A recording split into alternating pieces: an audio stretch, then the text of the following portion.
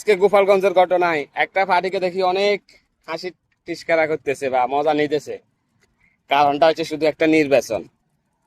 শুধু নির্বাচনের জন্য তারা, যারা এই জুলাইয়ের নেতৃত্বে আপনাদেরকে দেশটা স্বাধীন করে দিয়ে গেছে, যারা দেশটা স্বাধীন করেছে, তাদেরকে আপনার হেয় টিস্কারা করে কথা বলতেছেন।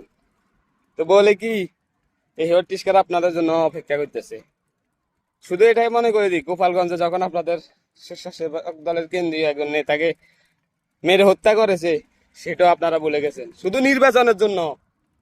বুঝছেন নি? নির্বাচন নষ্ট রাজনীতি আপনাদের দ্বারা জীবনে কারো দ্বারা হইতো না। এটা এটা আপনাদের দ্বারাই সম্ভব। নির্বাচনের জন্য আপনারা ছাত্র প্রতিনিধিদের তিস্কারি করতেছেন, মজা নিতেছেন, ইগো নিতেছেন। তারা যে হিম্মত দেখাইছে, যে দল করক তারা দল গঠন করছে, যে হিম্মত দেখাইছে, হিম্মত আপনারা এখন পর্যন্ত দেখাতে পারেন নাই। যে একটা সমাবেশ করতে পারছেন, পারেন নাই। কেন্দ্রীয় নেতা গেছে, মেরে ফেলা দিছে, তারা সাহস দেখিয়েছে, তারা জানে তারা আক্রমণের শিকার হবে। তারা যে সাহসটা দেখাচ্ছে, এটা আপনারা দেখাতে পারেন নাই। শুধু নির্বাচনের জন্য তাদের তিস্কারি করতেছেন।